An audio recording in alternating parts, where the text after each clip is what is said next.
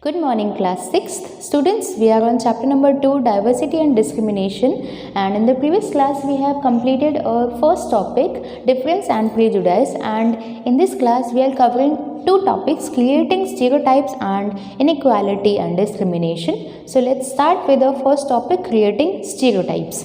When we are born, our mind is as pure and clean as crystal. जिस तरीके से crystal बहुत clean होता है, आर पार हमें दिख जाएगा, उतना ही हम जब हम बॉर्न होते हैं, जब हम पैदा होते हैं, हमारा माइंड इतना ही क्लीन होता है. When we grow up we start forming ideas and attitudes. Sorry, example, this is wrong, this is right, this is bad, this is good. This depends on what our parents and siblings think and feel. तो हमारे आसपास के वातावरण, आसपास का जो माहौल है, उसी तरीके से हमारा भी डेवलपमेंट होता है. तो जिस तरीके से हमारे सिबलिंग्स, हमारे ब्रदर्स एंड सिस्टर्स, हमारे पेरेंट्स की थिंकिंग होती है, उसका हमारी ग्रोथ पर बहुत इम्पैक्ट पड़ता है. इन्वायरमेंट का बहुत ज़्यादा इम्पैक्ट पड़ता है. जिस तरीके की सोच उनकी होती है वैसे ही हमारी बन जाती है. जब हम बड़े होते हैं तो हमें सही गलत का अंतर भी पता चलने लग जाता है. We start thinking girls are weak, stupid, timid and beautiful, boys are bold, strong and intelligent. तो हमें सोसाइटी को देख के ही पता चलता है गर्ल्स तो बेवकूफ़ होती हैं, डम होती हैं एंड खूब ब्यूटीफुल होती हैं. वही बॉयज़ स्ट्रॉन्ग होते हैं, गर्ल्स वीक होती है, बॉयज़ स्ट्रॉन्ग होते हैं. क्योंकि सोसाइटी ने हमें इस तरीके से डिपिक्ट किया है, हमारी थिंकिंग दिमाग में डाल देते हैं वो लोग. Likewise, when we see a person who is lame, blind, deaf or dumb, we pity them and helpless, unfortunate and poor. We say all sorts of things about them. जब हम किसी अंधे को, किसी बहरे को या फिर जो बोल नहीं सकता उसको देखते हैं तो हम उसे डम समझते हैं, तो कुछ भी नहीं कर सकता, किसी लायक नहीं है, बहुत गरीब है, बेचारा है. तो ये क्या है, हमारी थिंकिंग बन गई है. हम लोगों ने उनके बारे में ऐसी सॉर्ट ऑफ थिंग्स हमारे दिमाग में डेवलप कर लेते हैं. When we fix people into one image we create a stereotype. तो ये क्या है, हमारी स्टीरियोटाइप की डेफिनेशन है, क्रिएटिंग स्टीरियोटाइप्स. जब हम किसी इंसान के बारे में एक इमेज हमारे दिमाग में डिपिक्ट कर लेते हैं, वो क्या है, स्टीरियोटाइप थिंकिंग है. जैसे गर्ल तो वीक होती हैं, बॉयज़ स्ट्रॉन्ग होते हैं, क्या है, हमारी स्टीरियोटाइप थिंकिंग है. ज़रूरी थोड़ी है भाई, हो सकता है वो गर्ल उस लड़के को उठा के पटक दे, तो ये क्या है, हमारी स्टीरियोटाइप थिंकिंग टूट जाएगी. तो किसी के बारे में पहले से ही एक इमेज बना के रख लेना, that is known as stereotypes. When people say that those belonging to a particular country, religion, race, caste or sex or economic background are dirty, lazy or criminal, they are using stereotypes. हम किसी देश के बारे में कि ये देश गरीब है, ये देश अमीर है, या फिर ये पर्टिकुलर रिलीजन या ये इकोनॉमिक बैकग्राउंड ये गंदा है, ये बुरा है, ये क्रिमिनल है, तो ये हमारी थिंकिंग अगर बन जाती है तो वो क्या है, हमारी स्टीरियोटाइप थिंकिंग है.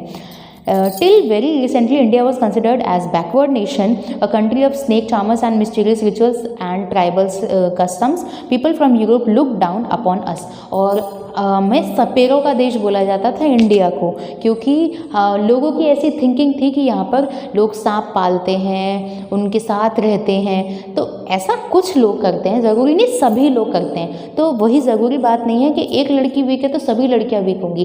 तो यहाँ पर क्या है, हमारी स्टीरियोटाइप थिंकिंग, एक इमेज जो बनी हुई है वो क्या है, स्टीरियोटाइप थिंकिंग को रिफ्लेक्ट करती है. तो यूरोप के लोग हमें क्या समझते थे कि हम लोग तो सांप पालते हैं और हमारे बहुत ही काला जादू होता है इंडिया के अंदर, इस तरीके से. Long ago, Europeans considered the Asian people as corrupt, backward and lazy. Thus, they created a stereotype about Indian and Asians. और यूरोपियन लोगों ने हमें आलसी समझ रखा था, हमें बैकवर्ड और करप्ट समझ रखा था, घूसखोरी वाले समझ रखा था. तो ये क्या स्टीरियोटाइप थिंकिंग थी उनकी. अब let us consider some common stereotypes in a society. अब देखते हैं क्या क्या स्टीरियोटाइप्स हमारी सोसाइटी के अंदर हैं. People of a particular community were considered illiterate, backward and Orthodox. Common stereotypes about them was that they deliberately keep girls away from the school. However, studies have shown that poverty is the chief reason for literacy among Muslims and vice versa. Muslims from Kerala are educated, well off and liberal. A common stereotype about Christians is that they were well educated, speak fluent English and they are liberal. अब यहाँ पर दो religion की example दिया गया है. Muslims का example दिया गया कि वो अपने बच्चों को पढ़ाते नहीं है, पर ज़रूरी नहीं है. यहाँ एक रीज़न इसके साथ ये भी दिया गया है कि पोवर्टी एक सबसे बड़ा रीज़न है कि पोवर्टी की वजह से गर्ल्स को नहीं पढ़ाया जाता है. पर आज ये थिंकिंग टूट रही है, गर्ल्स पढ़ती हैं। वहीं पर अगर क्रिश्चियनिटी की बात की जाए तो क्रिश्चियन लोगों को बहुत ज़्यादा well dressed and well educated माना जाता है, जो कि ज़रूरी नहीं है सही हो। However, stereotypes are often incorrect and misleading। यहीं पर बात ये ख़त्म हो जाती है कि ज़रूरी नहीं है हर stereotype सही हो, कोई मिसलीड भी कर सकता है, हमें गलत राह भी दिखा सकते हैं। Stereotypes stop us from looking of each person as a unique individual with his or her special skills। अगर हमने उसके बारे में एक इमेज बना ली है तो हम उसकी पॉजिटिव चीज़ों को देख ही नहीं पाएंगे, उसकी स्किल्स को देख ही नहीं पाएंगे, तो हमारा दिमाग क्या एक तरीके से बंद जाता है स्टीरियोटाइप्स होने की वजह से।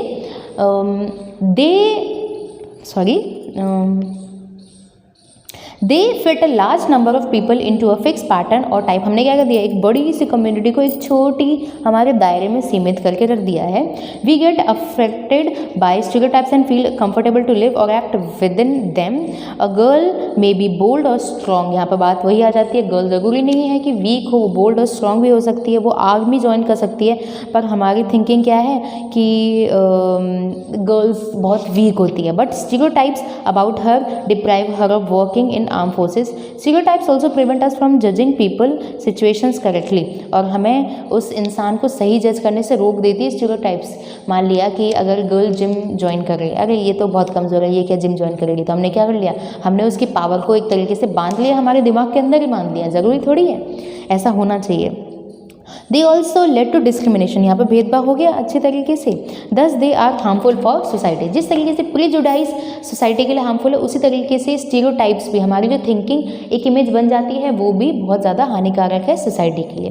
Now we will discuss inequality and discrimination, जो कि हमारे प्रीजुडाइज और स्टीरियोटाइप्स के अंदर भी बहुत बार आ चुके हैं। When people act on their prejudices और stereotypes it gives birth to discrimination. जैसे ही लोग किसी को किसी आधार पर प्रीजुडाइस या फिर स्टीरियोटाइप थिंकिंग रखते हैं, वहाँ पर ये दोनों चीज़ें जन्म लेती हैं, जो कि क्या है, इनइक्वालिटी और discrimination. And discrimination breeds inequality. Discrimination मतलब भेदभाव होने की वजह से ही हम असमान ट्रीट करते हैं लोगों को। डिस्क्रिमिनेशन मतलब भेदभाव, इनइक्वालिटी मतलब जो सभी लोग बराबर हैं, हमने उन्हें असमान कर दिया, मतलब किसी को ऊंचा बना दिया, किसी को नीचा बना दिया। Let us see an example. During the Apartheid era in South Africa, blacks and Indians were discriminated against।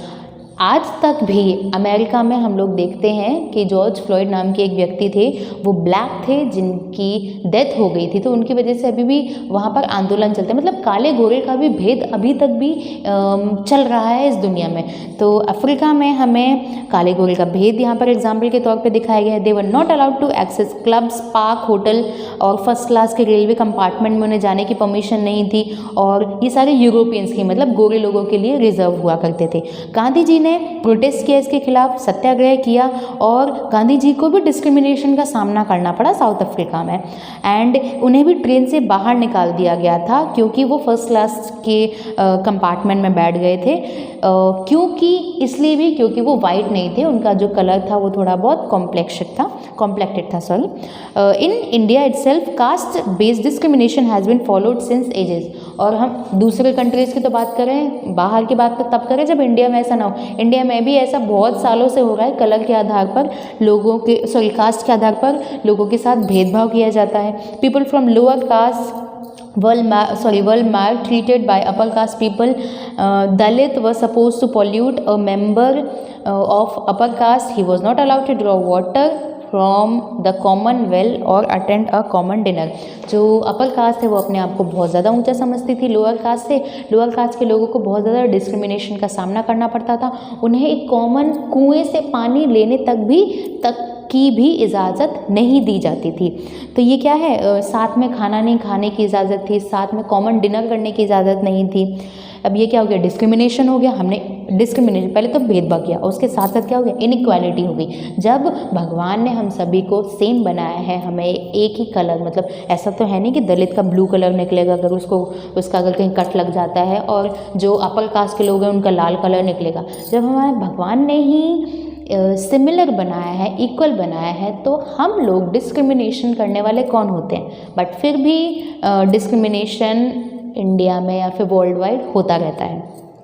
People who lack resources and don't have money to buy basic needs like food, dress and housing are discriminated against in school, colleges, offices, public places, etc. जिनके पास पैसे नहीं हैं या फिर खाने के लिए food नहीं है, ड्रेस नहीं है, उन्हें भी डिस्क्रिमिनेट किया जाता है। अमीर गरीब वाली यहाँ पर बात आ रही है। Tribals people from the scheduled tribes were also treated badly. They were looked down upon as untouchable, impure, poor, backward and illiterate. जो ट्राइब्स होती हैं जैसे भील जनजाति हो गई और भी जनजातियाँ होती हैं ना, उन्हें भी थोड़ा लोअर देखा जाता है। ये तो गंदे हैं या फिर ये तो इलिटरेट हैं, ये तो पढ़े लिखे नहीं हैं, पर वो अपनी जगह पे बहुत ज़्यादा एडवांस्ड हैं और हम हमारी जगह पे। तो अलग अलग इंसान की, अलग अलग कम्युनिटी की अपनी अपनी स्पेशलिटी होती है। पर यहाँ बात क्या हम कर रहे हैं? डिस्क्रिमिनेशन की कर रहे हैं, इनइक्वालिटी की कर रहे हैं। Their black skin, uncouth appearance and semi naked body, मतलब आधे कपड़े पहनते हैं, उनकी ब्लैक स्किन है, इस वजह से उन्हें बहुत हेट और डिसलाइक मिलती है।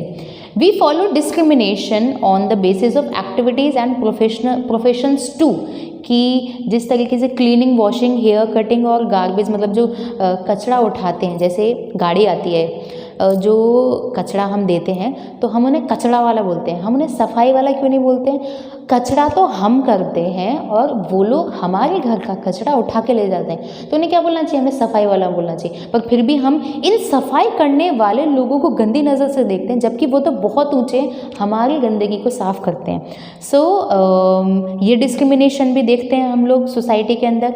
Those who are engineers, doctors, lawyers, officers, उन्हें बहुत ज़्यादा प्रेज मिलती है और इन लोगों को थोड़ा डाउनवर्ड देखा जाता है। Their status is higher in society, engineer की सोसाइटी में हाई, मतलब उसको ज़्यादा ऊंचा माना जाता है, और साफ़ सफाई करने वालों को और गार्बेज उठाने वालों को, बार्बर्स को, वॉशिंग एंड क्लीनिंग करने वालों को थोड़ा लोअर देखा जाता है।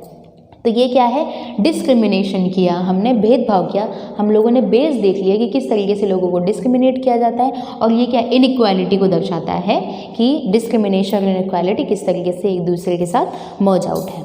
अब नेक्स्ट क्लास में हम लोग कास्ट सिस्टम देखेंगे। Thank you.